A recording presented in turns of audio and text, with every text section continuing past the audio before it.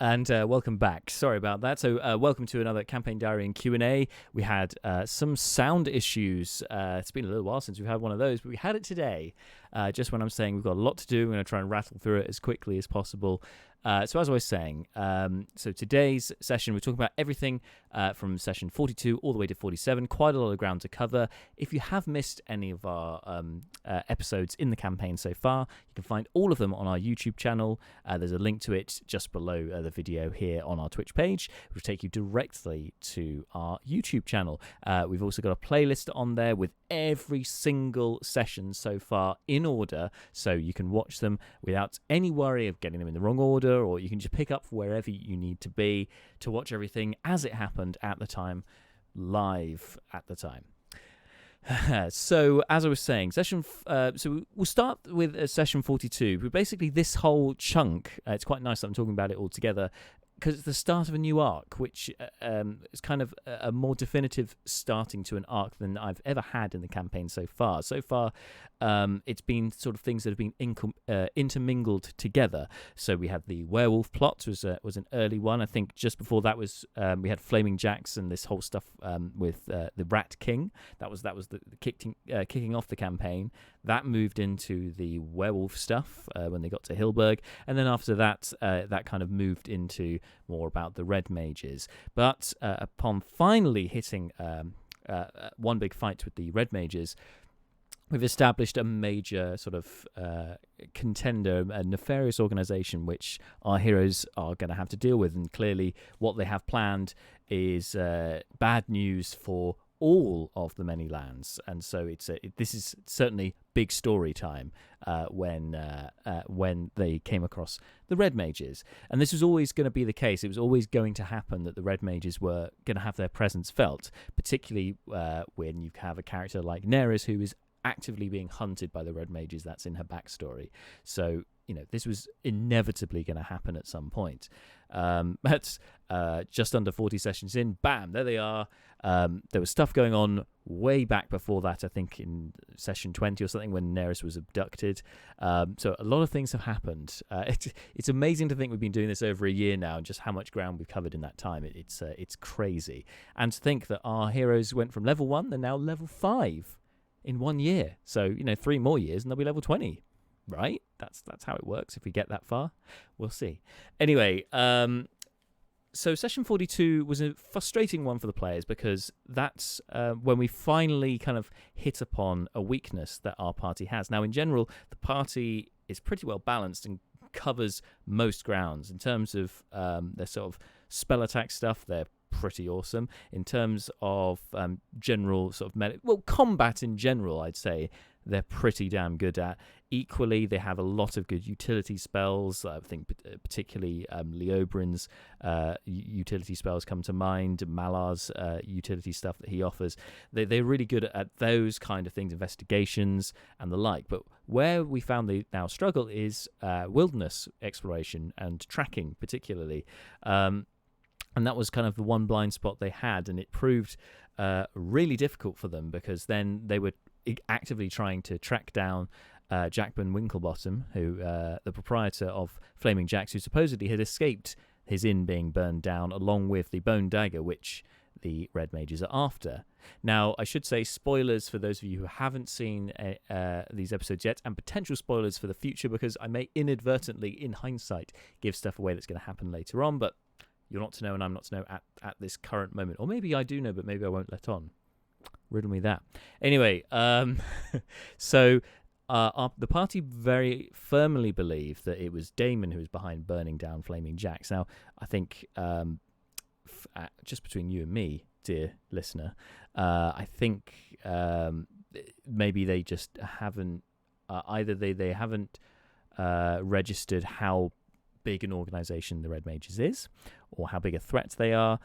Perhaps they thought that this was more personal, that what they were looking for, he would go there straight away. Now, it does make sense that because that is one of the items he's after, hence having the halfling prisoner of Royston the Bag, and interrogating, torturing him, trying to find out the location of this dagger, the finger. So there's an obvious link there, and that makes sense.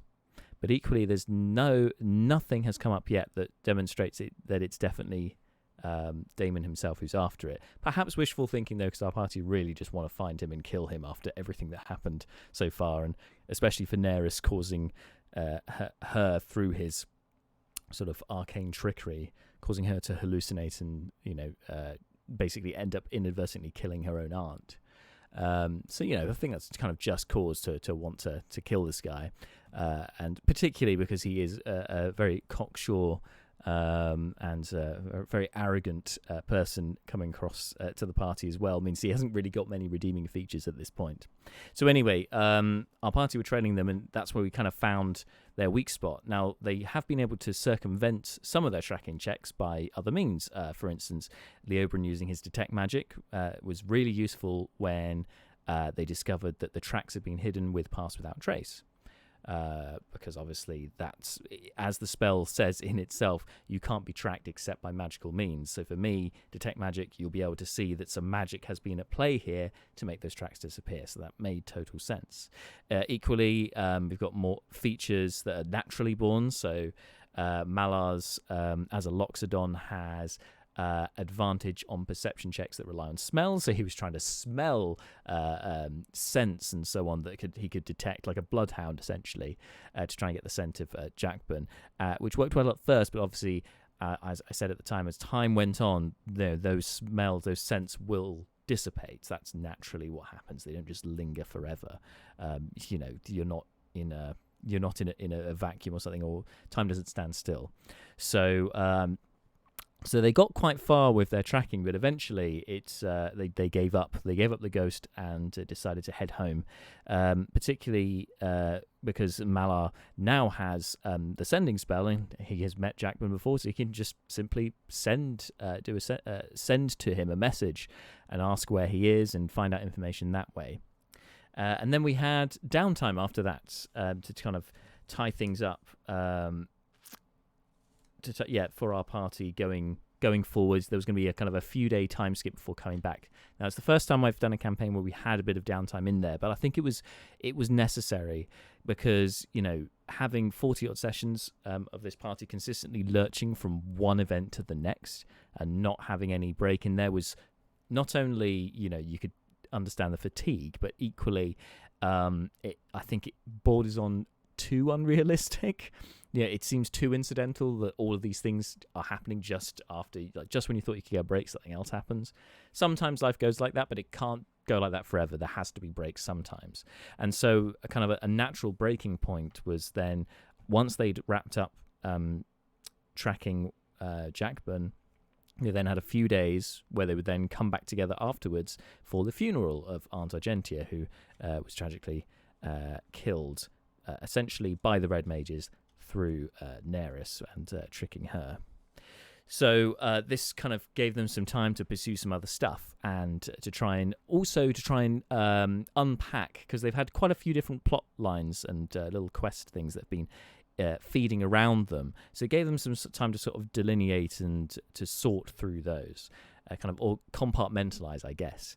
And also to just kind of do some other sort of more admin and less interesting stuff, I guess, that you would do in downtime, like getting your affairs in order, I guess.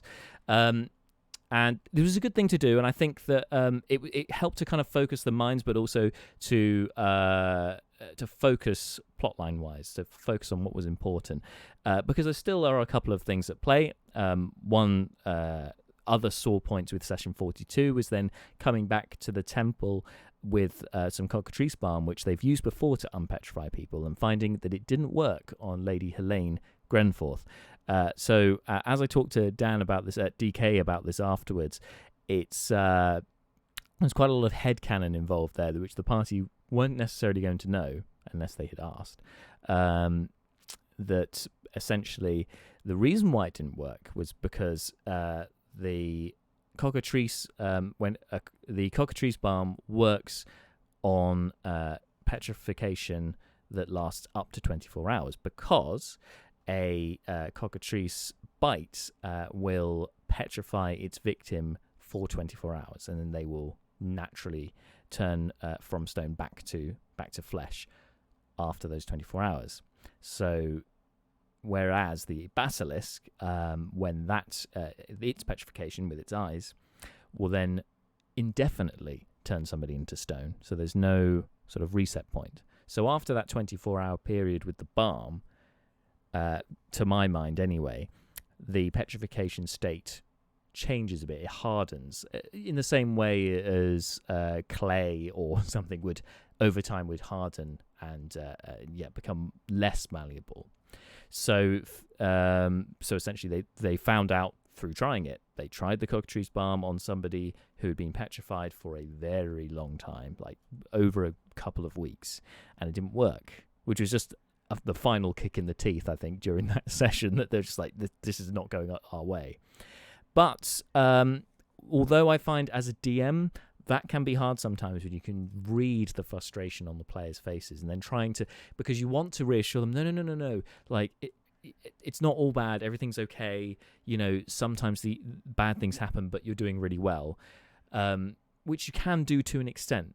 And the problem is that as a DM, if you're then trying to reassure the players with that, they don't necessarily believe you, for one thing, or think that you're just saying that, because they're kind of a trust thing there. But equally, if they're already in that frustrated headset, there's not going to be a way of talking them out of it in that session.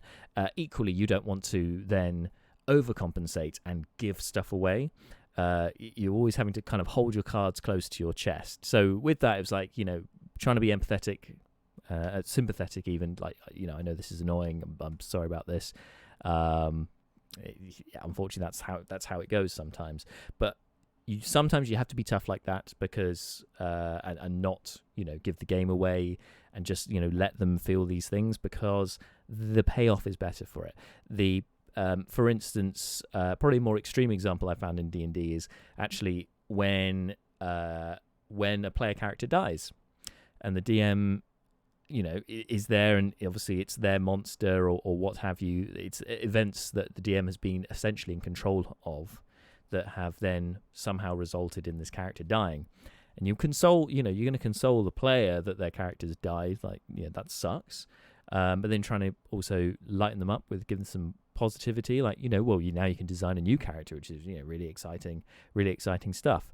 But you've got to let them feel that grief and get over that grief. And equally, that sudden character death then gives the rest of the party more motivation going forward, because because they've then lost a fight, they've taken a hit, and then it means they've got to come back stronger. It gives more of the kind of progression that you would expect to see as part of a hero's journey. And these guys are meant to be heroes, and heroes do suffer defeats occasionally. They can't just win every time.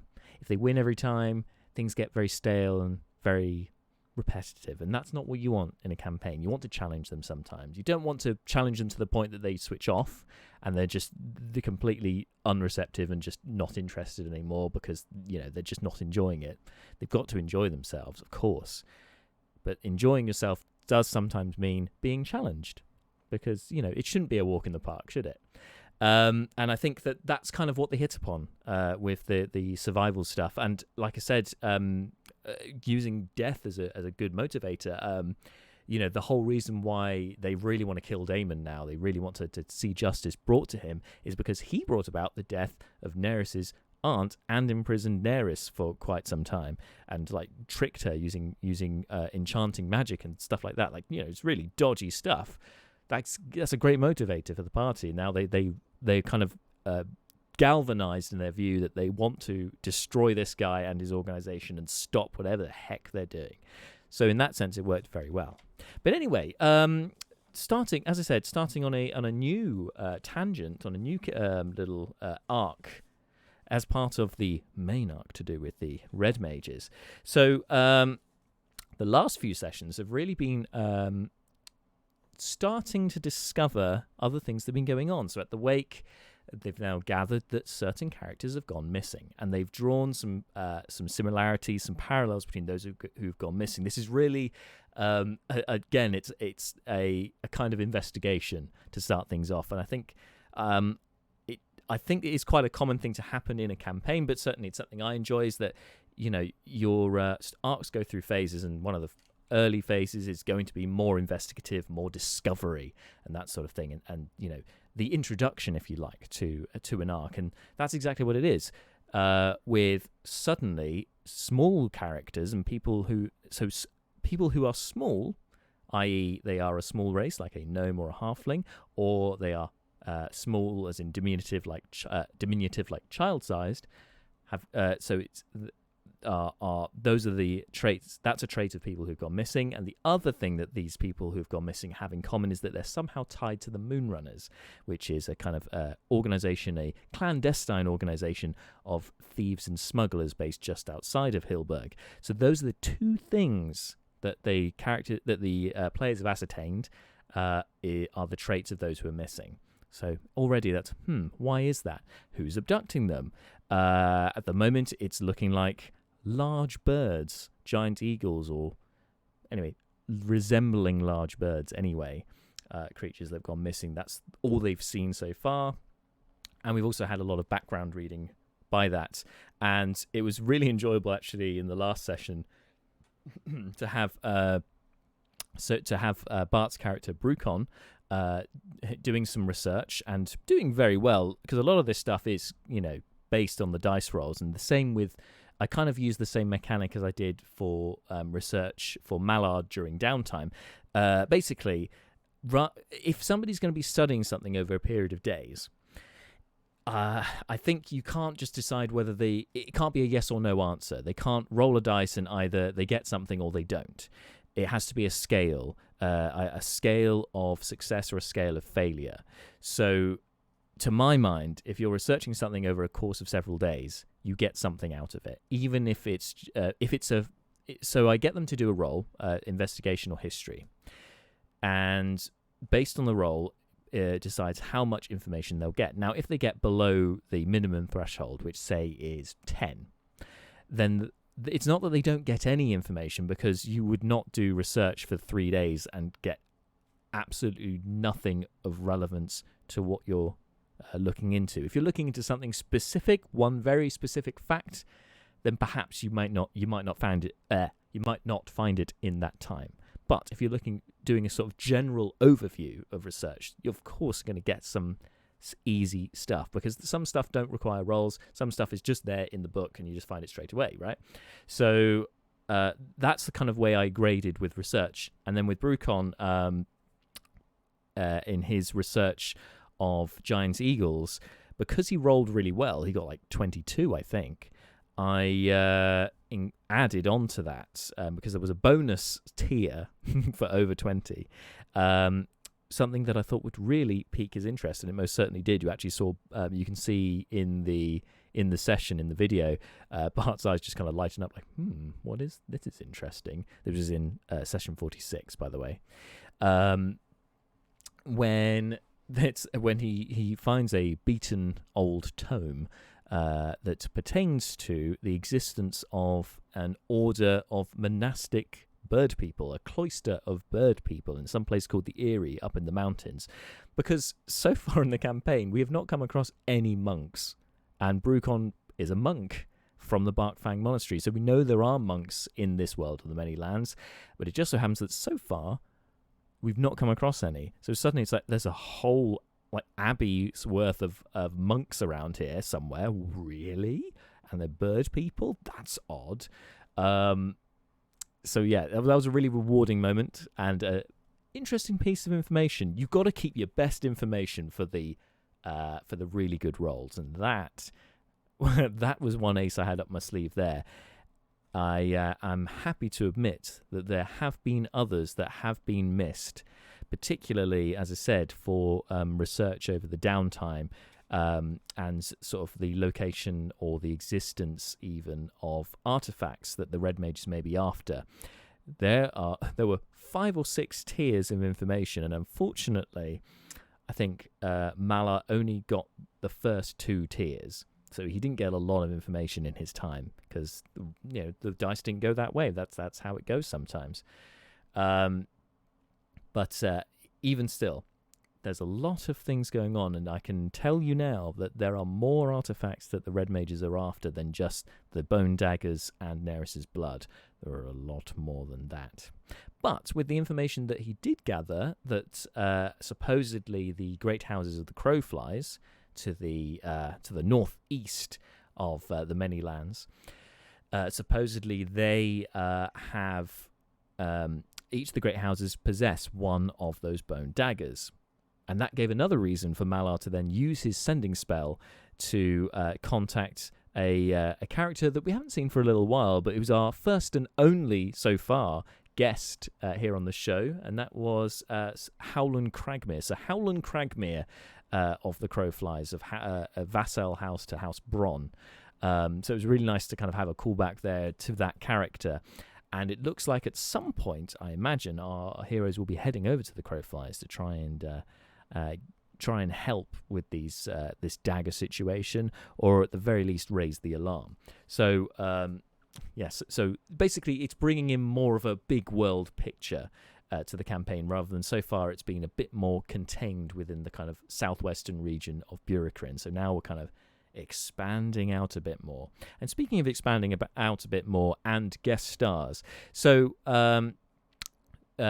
we, as I said, we've had one guest so far, which was Tom Midgley. And again, Tom, if you're watching, thank you so much for joining us for several sessions, a lot more than was originally planned. But it's great fun to have him on board, bring sort of an injection of energy and new life into the campaign so far. Really kind of brought some more intrigue, and I'm hoping we do so again, because we're going to have a new guest on the show in the next couple of weeks. I can't tell you exactly when, because it depends on when our party gets to where they are, where the guest character will appear from. But they are coming, because in case you didn't already know, one of our regulars, Marta, has basically it can't make the next 4 or so sessions due to work commitments and just scheduling conflicts and that sort of thing.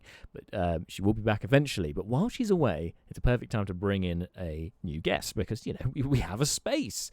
And one of the nice things, I guess, with having our having our campaign, our sessions during lockdown over the internet, over Skype and Discord and so on, other brands are available, is because we can bring in more players. I mean, to be honest, I think there is a limit mentally that you as a DM can work with in terms of player characters, and I would probably say my limit is 7, maybe 8, and I wouldn't do that for very long periods of time. I think it's got to be a couple of sessions with 7, or I think 7 is probably my limit.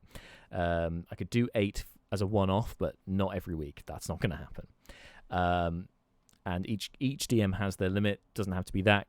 It's whatever they feel comfortable with. But the nice thing is that while we're doing this over the internet, we don't have to worry about geographical space, because we don't have to worry about fitting them all in here at the moment. So that's one less thing to worry about. It means we can bring in guest stars, and it also means that if our guest star's character is still involved in the campaign when Marta returns and we suddenly have a full house again, it's not going to be an issue, because we don't have the geographical worries. We just have everyone over there over the internet together, and so we have no spatial issues whatsoever. So we've had we've got all that to come, and we've also had, before we end today, I should say, one of the other big reveals we've had in the downtime came in the last session, which was only this week on Monday, and that was finding out what happened to Fleeting Look and Seth in their downtime, as they've been missing for a little while. So we had Fleeting has now been cured of lycanthropy. One thing that the characters don't know yet, the players now do, and Seth, the character, definitely knows it, as does Fleeting, that he's been cured of lycanthropy. But as I said, the characters don't know, and also, he now has his own steed, which, because it's Fleeting Look and because it's a callback to stuff we discussed much earlier on in the campaign, he now used the Find Steed spell, which is a lovely little paladin spell, to find himself a giant capybara steed. Because why the hell not? That's a lot of fun. And yes, the whimsical nature of that character means, yes, straight away I heard that, I said, yes, we're going to do that. And I had to create a giant capybara. In fact, capybara just in general are not, there's no monster stats for capybara. Surprising. So I had to create my own for that, but it would be nice to see it in action when we get to that.